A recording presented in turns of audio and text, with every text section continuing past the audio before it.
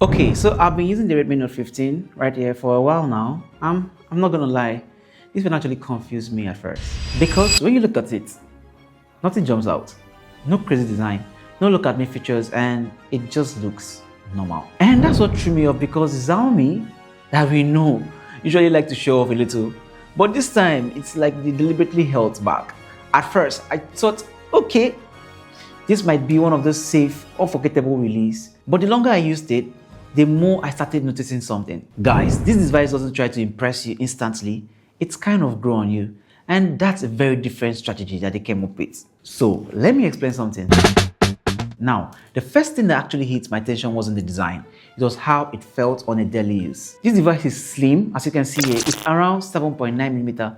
But then you find out that there is a 6000 milliamp battery inside, and that doesn't make sense at first because big battery equals to bulky, heavy, uncomfortable. But this time, around 184 grams, it actually feels balanced.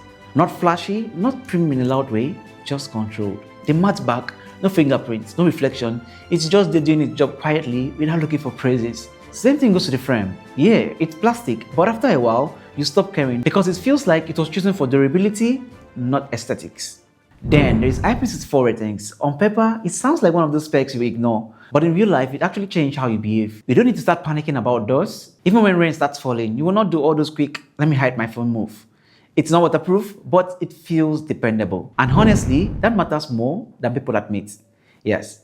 Then to the display, this is where this phone quietly stopped acting like a mid-range device. Now, you're looking at a 6.77-inch AMOLED, but forget about the size. The brightness is the real story here. This device comes with a 3200 nits peak. And I noticed it the first time I went outside. No squinting, no going looking for shirts. The screen was just visible. Like this screen was basically saying, I don't care about the sun. I can still show you what you want to see. And for under $300, this display slaps. Colors are vivid, black are actually black, AMOLED baby, you know. And that 128 refresh rate actually makes everything buttery smooth when you're scrolling or gaming.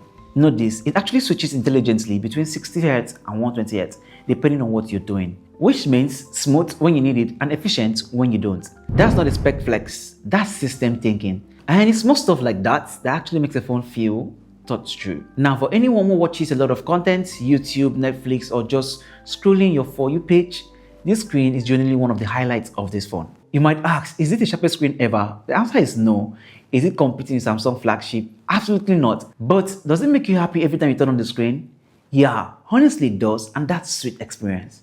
For performance, inside sits a MediaTek Helio G100 Ultra, and I want to be very clear about something, that this device is not a performance upgrade phone. And if you came looking for a big generational jump, you will not find it here. But that's not the point, because what Xiaomi is optimizing for is not peak speed, it's consistency under normal life. Apps open faster, scrolling is smooth enough, multitasking holds up very well with the 8GB of RAM, and gaming, it sits in that comfort mid-thigh zone.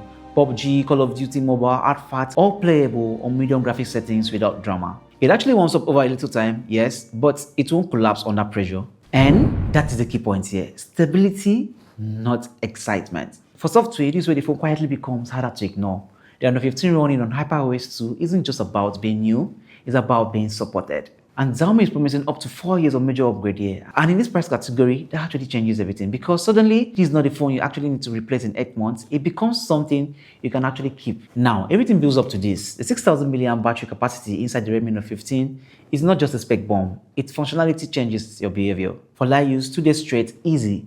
Heavy use, full day without anxiety, and suddenly your charging habits start disappearing. The 3 hours charging remains unchanged. Not fast by modern standard, but less important when you charge less often. The good part, Xiaomi added something unexpected, 18-watt reverse charging, which means your phone becomes a backup power source. And it sounds like gimmick until the first time you actually use it, then it becomes one of the most important features you quietly start relying on. Now, let's jump to the camera section because I know you've been patiently waiting for this part. The camera system is where Xiaomi stopped pretending. We've got the same 108 megapixel main sensor, no style setup, no ultra wide, no dramatic upgrade, and that honestly matters. In good lighting, results are fine.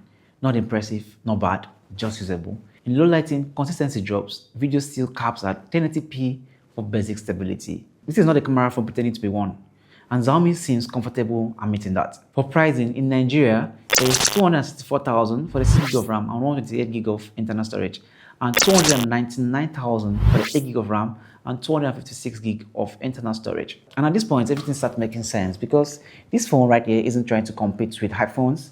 It's just competing with reality. So the Redmi Note 15 is not exciting in a traditional sense. It's not going to go viral for camera trick. It's not going to trend for design shapes, and it won't shock anyone on first impression. But that might actually be why it works, because it's not trying to win your attention, but it tries to win your dependence. And over time, that might actually be more powerful. And that's my verdict. If you've actually made it this far, you know what to do. Like, subscribe, and drop all your questions in the comment section.